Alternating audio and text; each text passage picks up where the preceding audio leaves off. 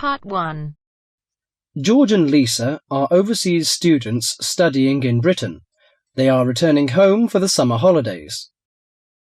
First, you have some time to look at questions 1 to 3.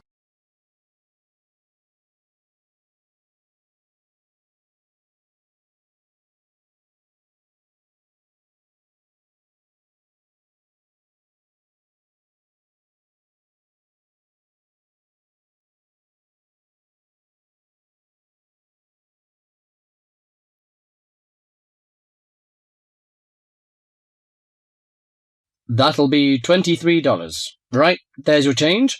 Have a nice trip. Oh, I'll just get your bags out of the boot. Thank you very much. Now, George, let's find the check-in desk. Yes, but with all the changes they have made here at the airport, I'm not sure where the check-in desk is. I know, it's strange, isn't it? Why don't we ask for help? Good idea. What about that man sitting down over there?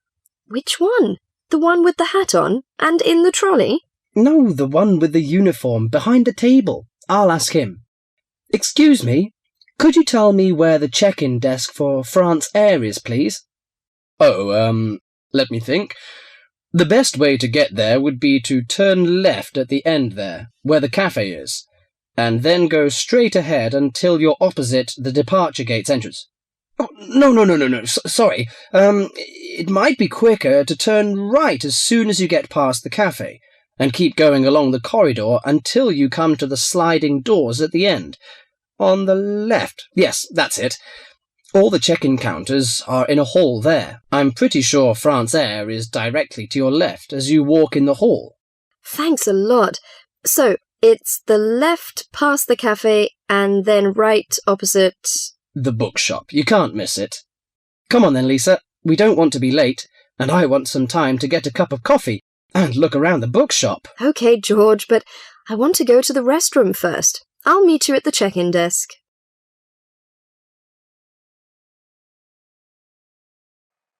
Before you hear the rest of the conversation, you have some time to look at questions 4 to 10.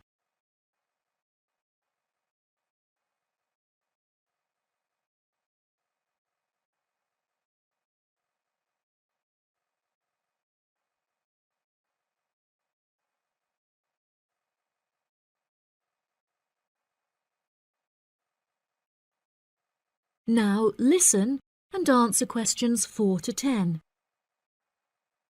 Good morning. Can I help you? Yes, I would like to check in for flight FA492. Very good. Can I have your ticket and passport, please? Oh, yes, here you are. Okay, thanks. If you could just put your suitcase on the scales. Oh, I have this extra box that I want to take as well. Okay, well, that's extra luggage, so I'll have to get you to fill out an excess baggage declaration certificate. It'll cost extra, I'm afraid. Let me see.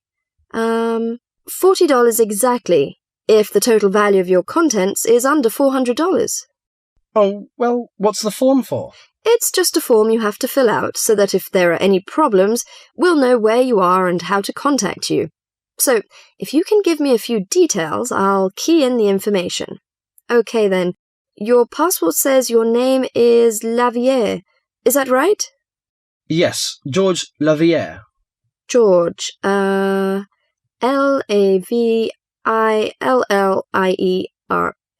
Good. Now, nationality. French? No, wait a minute. It's a Swiss passport. Well, yes, I live in France, but I was born in Switzerland. Swiss. Very good. Flight number FA492. Destination is... Paris. Are you connecting with any other flight in Paris, or will you be staying there?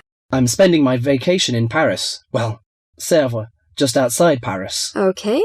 So what's the phone number there? Let me think.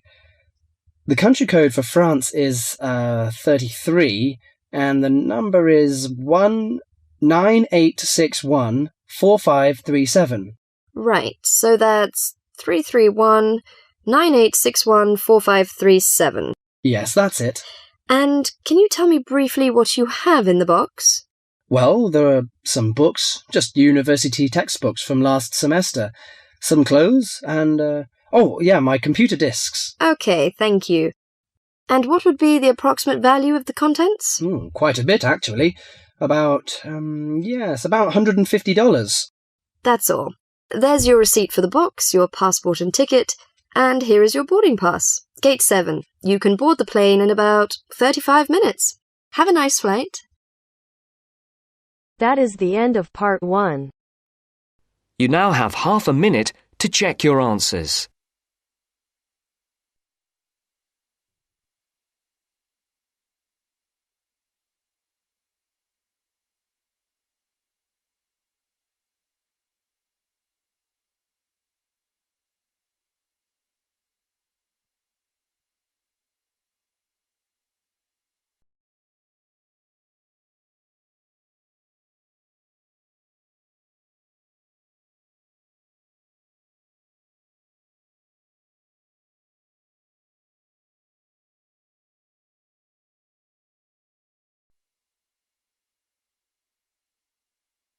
Now turns to part 2.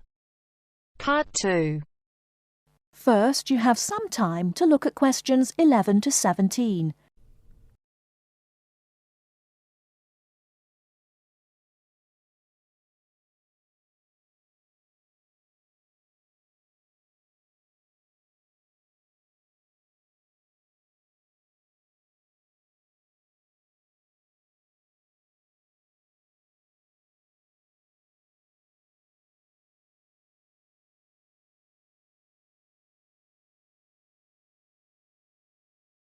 Now, listen carefully and answer questions 11 to 17. Hello, and thanks everyone for coming here today. I know it's always a bit stressful going for a job interview, but it's best to be prepared. For any of you who may not know me, my name is Fiona Ogilvie, and my job is to offer guidance and support for students with special needs. Now, you wouldn't be here today if you weren't interested in finding a job in the holidays. So let's get down to it and see what things you need to be looking out for. Most of you, I hope, will be applying for jobs with the companies that have been recommended by the university. The reason for this is that we here at the university already know these companies and have established good working relationships with them.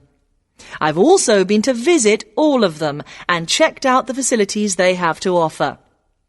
You really need to make informed choices when you're looking for a job and make sure you know before you even get to the interview stage that your needs will be met. But I know that some of you are applying for jobs independently and have looked at companies outside the university recommended list. So for you, it's best to plan ahead and be aware of what it is you may need while you're working. Things that you need to check when you go for an interview are there enough toilet facilities and are these easily accessible? Also, you want to check that all the public areas inside the building are barrier-free, so you can get direct access to these public spaces whenever you need to. And ask about ramps into the building, so you know how many there are and where they are located. These kinds of things are so much more difficult to sort out when you've started work, as they take time. But ramps are an absolute must, so please make sure you know where they are. Another thing you must make sure of is that the lifts have the correct lowered control panels. Ask if all the lifts have this facility or if it's only certain ones. Now, something I think that is often overlooked is working hours. What you want to make sure of is that you get flexi time. This basically means that your working hours are flexible and you can clock on and clock off in times that suit you. Within reason, of course. Most companies do recognise that it takes much longer for someone in a wheelchair to get on and off buses and trains. Public transport can take that much longer, so you need to be organised and prepared. And for those of you lucky enough to own a car, check how many disability parking spaces are available. Remember that it's your right to have a disabled parking space. These also need to be near enough to a wheelchair-accessible entrance or ramp. OK, are there any questions before we move on? Before you hear the rest of the talk, you have some time to look at questions 18 to 20.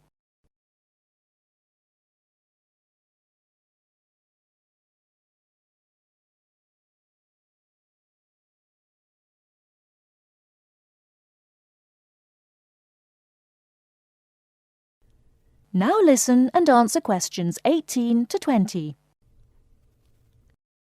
Right, let's move on then. Now I want to talk you through the series of visits to companies which we've got planned for next week. On Monday morning, we will be visiting the Lowland Hotel. They have various summer jobs available, working as a receptionist or conference organiser in their busy conference centre, organising and setting up conferences. You need to be prepared for working in an office environment and spending quite a bit of time talking on the telephone. The bus leaves for the hotel at 9 a.m, so make sure you leave yourself plenty of time to get there. When you arrive at the hotel, please gather in the reception area and wait for someone to take you to your first session, which will be a talk. The talk at the hotel will begin at 10 a.m, and then there will be a short tour of the hotel. There will be a light lunch provided, which is usually salads and sandwiches. The next place we'll be visiting will be on Tuesday afternoon. We'll be going to visit a little local company that makes handmade paper and cards. For those of you studying art, this may be just what you're looking for. We'll be taken on a tour of the company which lasts 3 hours. The tour will start at 3:30 p.m, and after that you'll have a chance to meet some of the staff. Tea and coffee will also be provided. We have no trips planned for Wednesday, but on Thursday morning we'll be going to Tobago Travel Agency. This is a very popular choice amongst our students because you can get student discounts on holidays. We've booked a coach for this, and it'll leave from outside the refectory at 8 a.m. You'll need to bring a packed lunch for this, so please don't forget. There is a little canteen where you can buy hot and cold food, but this is closed on Thursdays. Friday, we'll be having representatives from all the companies visiting us, so you will have a chance to ask any questions, and of course, put your name down on the list if you're interested in working for them over the summer. This event will take place in the main hall next to the library, and it'll run from 10:30 until 4. I really hope you make the most of this excellent opportunity to not only earn yourself some extra money, but also to gain experience of what it's like to work. And if you'd like to find out more, then please ask some of the students who worked last year. They're all wearing green badges and will be happy to speak to you afterwards. That is the end of part 2. You now have half a minute to check your answers.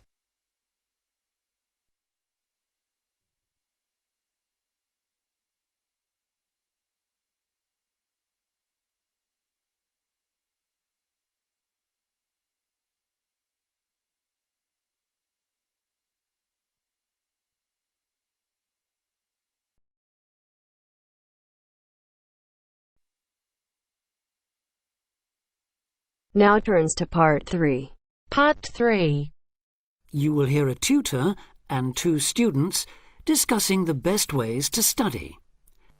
First, you have some time to look at questions 21 to 25.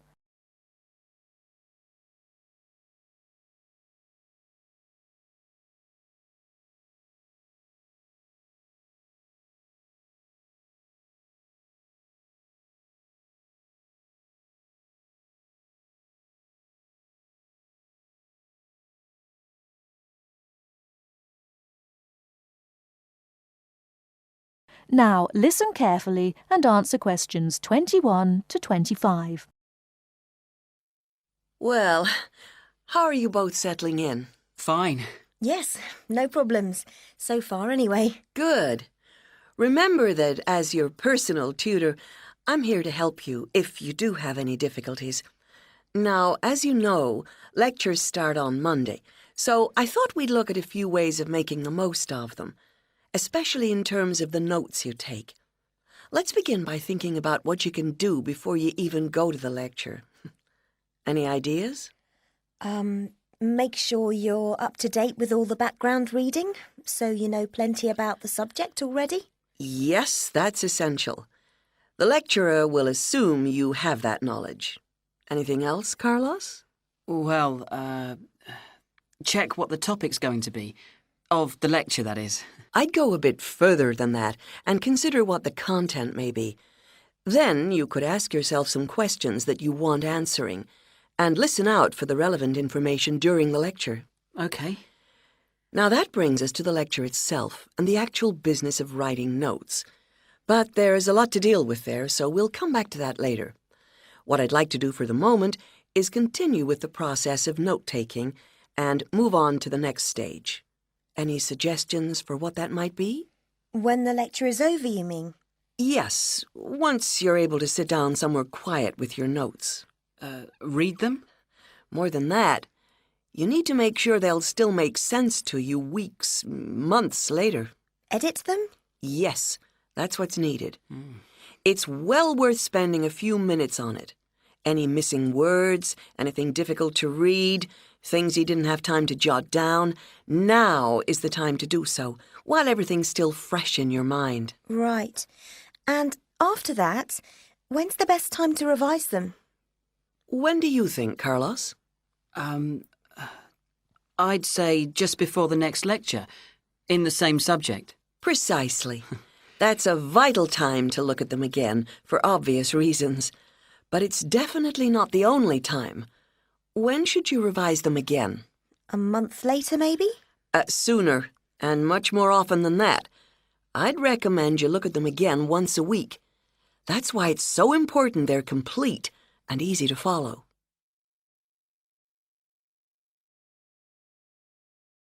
Before you hear the rest of the talk, you have some time to look at questions 26 to 30.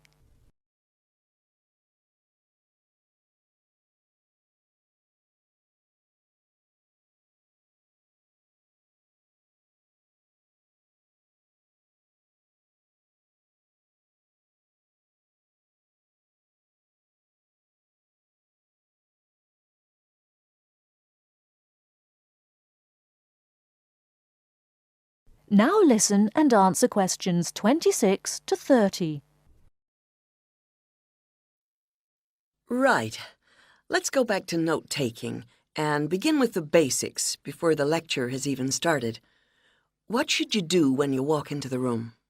Get a good seat, at the front if you can, where you can hear clearly and avoid distractions. Yes, though obviously others will have had the same idea, so it's as well to get there a bit early. So, when the lecture's underway and you're busy jotting things down, what should you try to ensure? That you're getting all the main points. And what if you don't catch something you know must be important? I'd leave a space.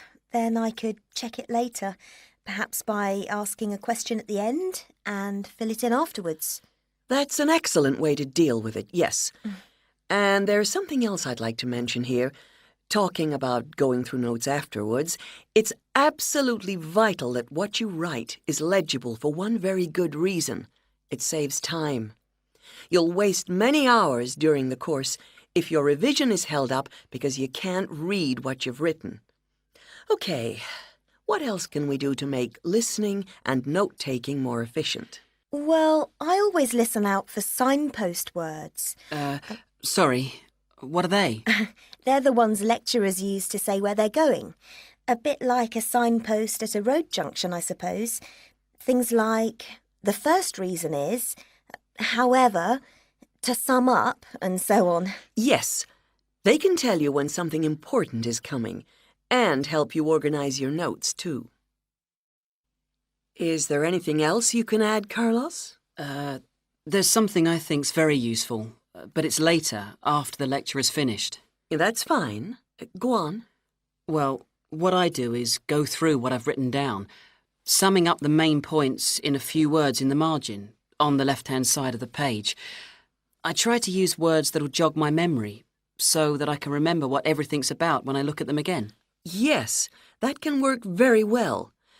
What some people do to review their notes is cover up their full notes from the lecture, maybe with a piece of paper or a card, and concentrate just on what they've put in the margin, trying to recall the details. Then they move the cover down a little and check whether they were right.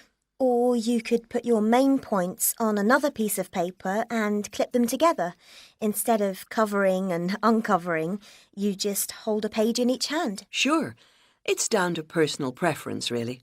Everyone has their own learning style. That is the end of part 3. You now have half a minute to check your answers.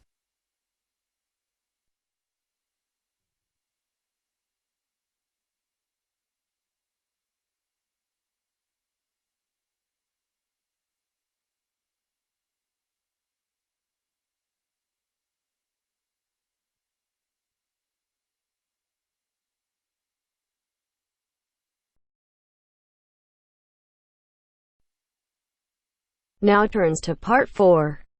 Part 4. Now listen to the second part of the lecture. As you listen, complete the notes below. First, you have some time to look at questions 31 to 40.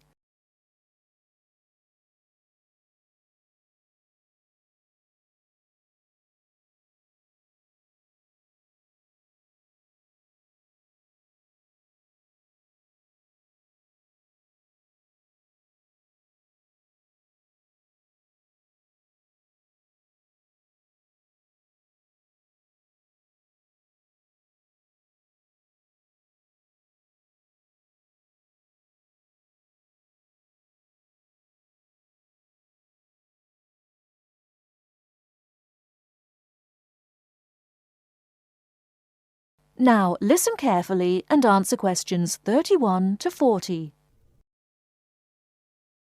Now let's turn to shopping, which may interest you more. In general, shops open at 9 o'clock in the morning and close at 5:30 in the afternoon. In country towns and quieter suburbs, smaller shops close for an hour at lunchtime, and once a week there tends to be an early closing day when most shops shut during the afternoon. Many cities have a late night once a week when shops stay open until approximately 8 o'clock in the evening. You should ensure that anything you bring into the country, such as travelling irons, heated rollers, hair dryers and electric shavers, can be used on the standard British voltage, which is 240 volts, 58Z.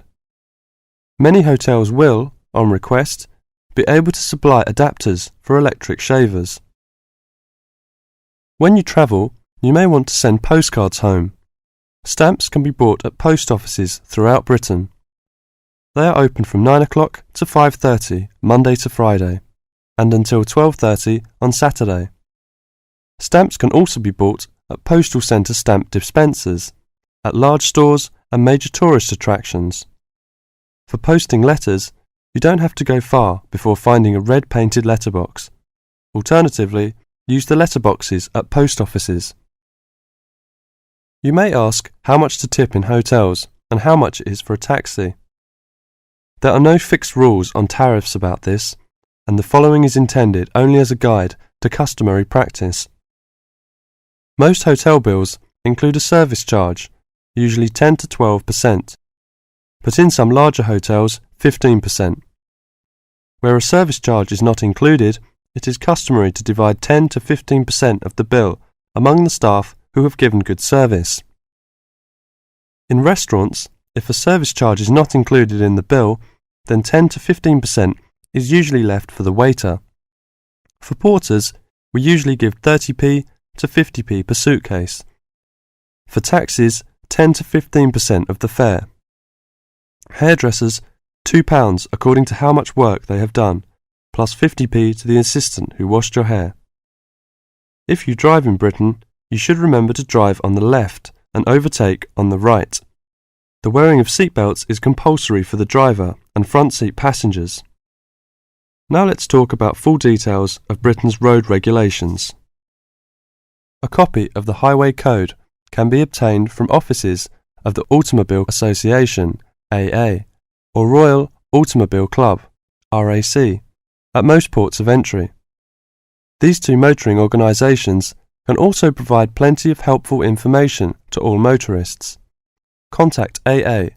Telephone is 01 854 7373, 24-hour service. RAC telephone is 0304 204 256, 24-hour service. For something more serious, telephone operators will give you the telephone number and address of a local doctor's surgery. Alternatively, you can go to the casualty department of any general hospital or, in the case of severe emergency, dial 999.